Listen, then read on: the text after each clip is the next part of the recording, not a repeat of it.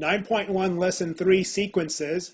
Our objectives for today's lesson are 1. Understand the definition of a bounded sequence. 2. Use Theorem 9.5 to determine whether a sequence converges. And 3. Simplify factorial expressions. Vocabulary for today is bounded sequence. So here we have the definition of a bounded sequence, and a sequence is bounded above if there is a real number m such that all the terms of the sequence are less than or equal to m. The number m is called an upper bound of the sequence. A sequence is bounded below if there is a real number n such that all the terms of the sequence are greater than or equal to n. The number n is called a lower bound of the sequence, and we say a sequence is bounded if it is bounded above and bounded below. We'd like to visualize the concept of a bounded sequence by looking at these 6 graphs of sequences. Again, for a sequence to be bounded, it must be bounded above and bounded below. And what does it mean for a sequence to be bounded below? That means all the terms of the sequence are greater than or equal to a value n. And n would be called a lower bound. So if you look at this particular graph here, it looks like 4 is going to be what we call the greatest lower bound, because all of the terms of the sequence are greater than or equal to 4. And one possible upper bound would be 8. And it may not be the least upper bound, but it would be an upper bound. And you can find what we call a least upper bound. Okay? So a sequence is bounded above if there is a number m such that all the terms of the sequence are less than or equal to m. And if that's the case, we call that number m an upper bound of the sequence. Again, for the first graph, 8 would be an upper bound, as would 10, as would 12, but among all of the upper bounds you could have, there's one that's going to be what we call a least upper bound. But 8 is an upper bound. But this is a bounded sequence because it's bounded both above and below. You can see that for part D here, this is also a bounded sequence. It is bounded below by, you can say -2, but that's not, it's a lower bound, but it's not the greatest lower bound. The greatest lower bound would be -1. All of the terms of the sequence are greater than or equal to -1. An upper bound for this sequence could be, for example, 2 or 3 or 4 or 5. All of the terms of the sequence in part D are less than those numbers that I just said, but the least upper bound would be 1. The least upper bound would be 1. All of the terms of the sequence are less than or equal to 1. And because the sequence in part D has both an upper bound and a lower bound, we say that it is bounded.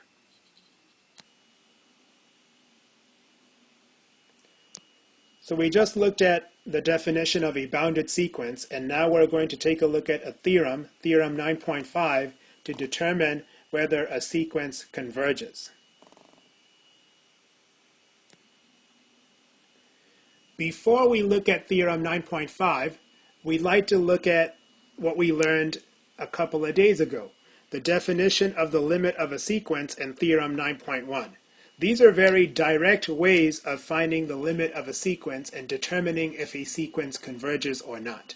But Theorem 9.5 is an alternative way of determining if a sequence converges or not. And although it is more direct and useful to use the definition and this theorem to determine whether a sequence converges or not and find its limit, Theorem 9.5 is especially useful for establishing the truth of other theorems that we will see in Chapter 9. But in this lesson, we want to be familiar with what Theorem 9.1 states and also be able to use it to do problems and find whether a particular sequence converges or not, although what we learned before is more direct. So what did we learn before? Definition of the limit of a sequence. So let's say you have a sequence, and we say that the limit of the sequence is L if, as the term number approaches infinity, the terms of the sequence approach L. And this is a very mathematically precise way of stating what that means. So we have this absolute value of the difference between the nth term and the limiting value of the sequence. If that absolute value of the difference between the nth term and the limiting value can be made less than an arbitrarily small number epsilon, if we can make that happen for certain terms of the sequence that are larger than a particular value m, like for example, we can say like after the 10th term of a given sequence, all of the following terms from the 10th term onwards will be within a chosen value for epsilon, maybe like a millionth of the limiting value. So no matter how small you make epsilon, if it's possible for you to find terms of the sequence that are within epsilon units of the limiting value, we say the limit of the sequence exists, and we say the sequence converges to L.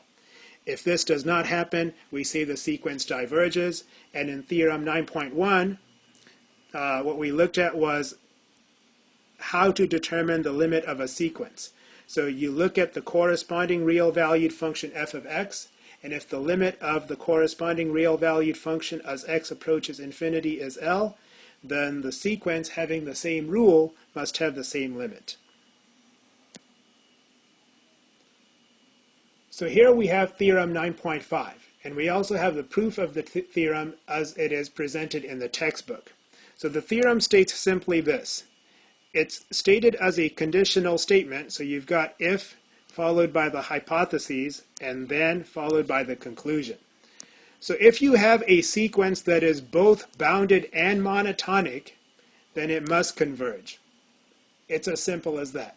So if you know two things about a sequence, if you know that it's bounded and you know that it's monotonic, this theorem guarantees that your sequence will converge. The proof of this theorem is provided here, and we're not going to look at the details of the proof, but we will just point out some general understanding that you should have about how a theorem of this type is proved. This is a conditional statement, so we have the hypotheses and we have the conclusion. So when you prove a conditional statement, you assume the hypotheses and you reason logically until you arrive at the truth of the conclusion. So that is done here in this proof, and after you assume the hypotheses, you can look at the details here. How do you establish that a sequence that is both bounded and monotonic must converge? To establish that, you have to go back to the definition of a convergent sequence, as the limit of the sequence must exist. So this definition of the limit of a sequence is used in the proof of Theorem 9.5 to establish that if a sequence is both bounded and monotonic, then it must converge. And you can look at the details of the proof, and this is where that definition is used. There is some reasoning that is done using not only the definition of a convergent sequence, but also using the definition of a monotonic sequence, and also using the definition of a bounded sequence that we learned today. So in this proof, we're using the definitions of a convergent sequence, also the definition of a monotonic sequence that we saw in Lesson 2, and the definition of a bounded sequence that we're seeing today. So those three definitions are used and we refer to those three definitions in a precise way to construct this argument, establishing ultimately the truth of this theorem by going back to the definition of a convergent sequence and working with that definition and the definition of a bounded sequence as well, and also keeping the fact that our sequence must be monotonic to establish the truth of this compound inequality. and then we rewrite that as an absolute value inequality, and we use that to establish that if a sequence is both bounded and monotonic, then it must converge. So we didn't go over all of the details in the proof, but they're there. I wanted to convey the general structure of the proof so that you can have a better understanding of it when you try to look at the details of it.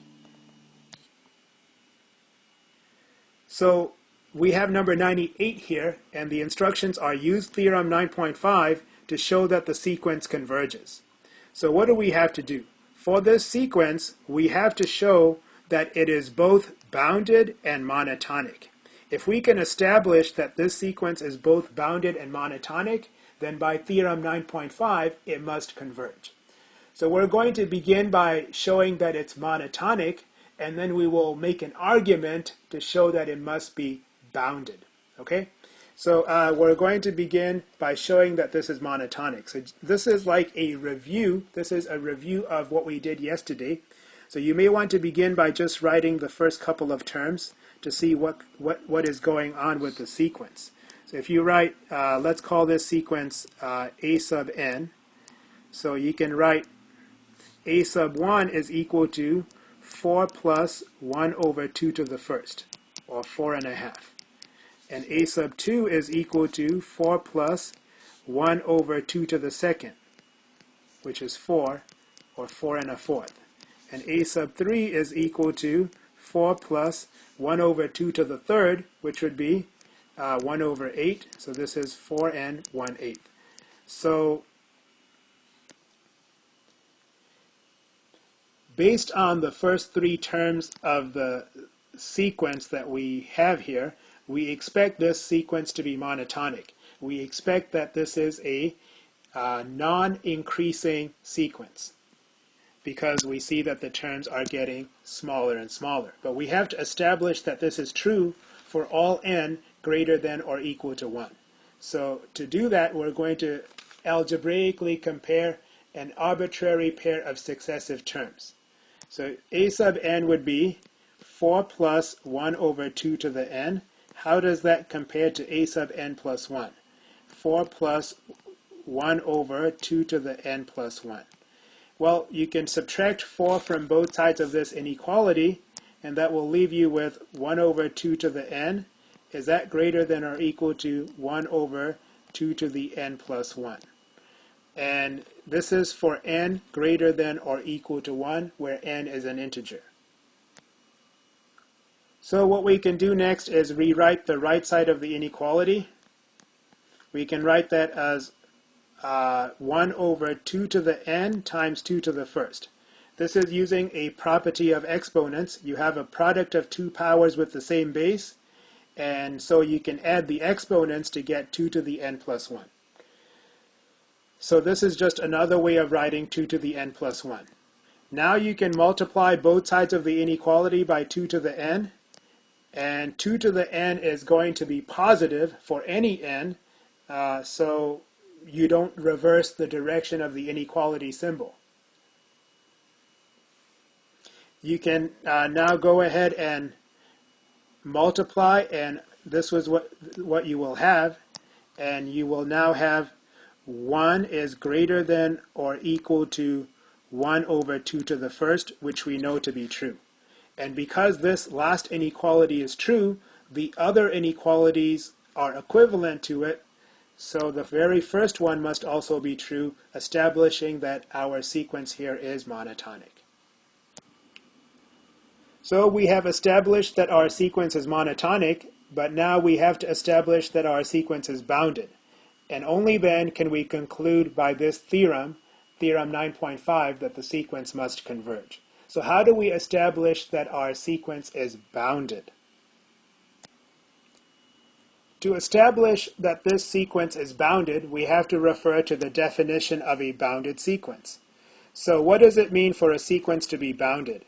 It has to be both bounded above and bounded below. The first part of our work established that we have a monotonic sequence.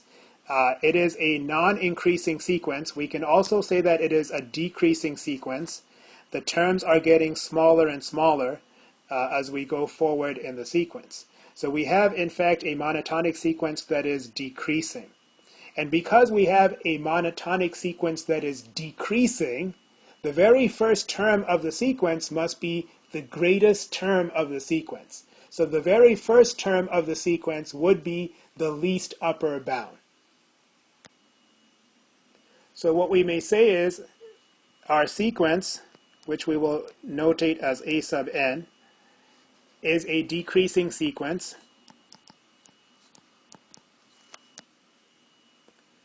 Our sequence is a decreasing sequence. Therefore, the very first term of the sequence must be the least upper bound. In other words, it is an upper bound and it's the least of the upper bounds. All of the terms of the sequence will be less than or equal to 4.5. That's basically what we're saying. Why? Because we established that we have a decreasing sequence. Therefore, the very first term of the sequence, it's going to be the largest the terms can ever get. It is what we call the least upper bound. So what that means is the sequence is bounded above. Now, how do we show that the sequence is bounded below? Because the sequence has to be both bounded above and bounded below for it to be bounded. So we've shown that the sequence is bounded above because we have a monotonically decreasing sequence. So the very first term of the sequence must be the largest term we could have. So that's our least upper bound. So it's bounded above. So how do we argue that it is bounded below? We may argue that this sequence is bounded below by just looking at the rule for the sequence. You can see that the rule for the sequence is 4 plus 1 over 2 to the n. So what happens is this. To argue that the sequence is bounded below, we're going to look at what happens as n approaches infinity. As n gets larger and larger, we know that this part of the rule for the sequence will approach 0. 1 over 2 to the n will approach 0. So what that means is as n approaches infinity, 4 plus 1 over 2 to the n will approach 4, but will always be greater than 4. So what that means is all of the terms of the sequence must be greater than 4. So 4 is what we call a lower bound. Specifically, it is the greatest lower bound. So what that means is that the sequence is bounded below as well. So therefore, the sequence is bounded because it is both bounded above and bounded below. You can also understand the rationalization that we just went over graphically. If you take the terms of the sequence and you plot them, this is what you'll see.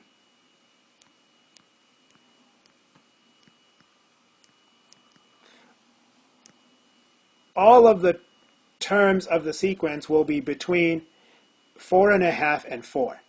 So there is going to be a least upper bound, 4.5, and there's going to be a greatest lower bound, which is 4. And all of the terms of the sequence, all of the points on the graph of the sequence will be between those two horizontal lines, showing that the sequence is bounded. And this is just a thorough justification for that, relying on the definition of a bounded sequence. So we come back to the problem, and we conclude that this problem, number 98, this sequence must converge by theorem 9.5. Why? Because we have shown that it is both monotonic and bounded, and by the theorem, if you have a sequence that is both monotonic and bounded, it must converge. So we conclude our work by observing that because our sequence is both monotonic and bounded, it converges by theorem 9.5.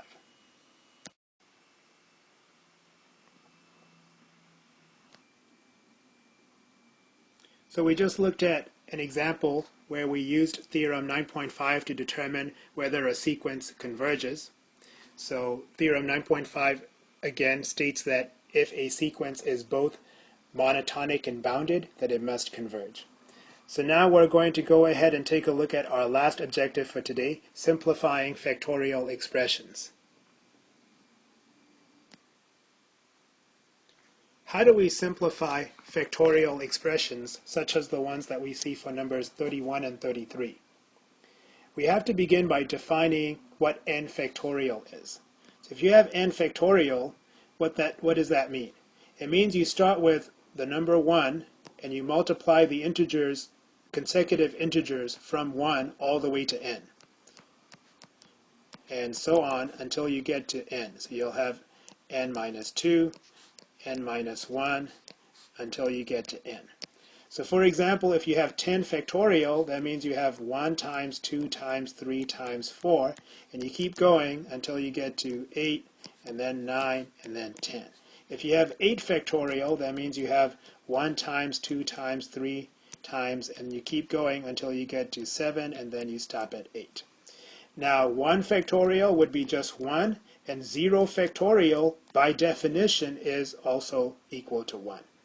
So with that, we can simplify an expression like 10 factorial divided by 8 factorial. So number 31, we're going to have 10 factorial divided by 8 factorial. So what you can see is, because 10 factorial is 1 times 2 times 3 times 4 all the way to 8, multiplied by 9 times 10, you can actually rewrite 10 factorial as 8 factorial times 9 times 10. And then 8 factorial is just, you can leave it as 8 factorial. And these are common factors. They are the factors of 1, 2, 3, 4, 5, 6, 7, and 8. So you can cancel the common factors from the numerator and the denominator, and you would be left with just 9 times 10 in the numerator, or 90. So that's how number 31 would simplify. So let's take a look at number 33.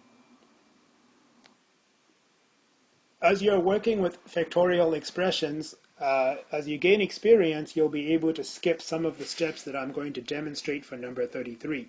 But what is n plus 1 factorial? By definition, it is 1 times 2 times 3, and you keep going until you get to like n minus 1 times n plus 1. You stop at n plus 1 because you have n plus 1 factorial. And then you're going to divide that by n factorial, which would be 1 times 2 times 3, all the way to n minus 1 times n. So you can cancel all of these common factors, and you're just left with n plus 1.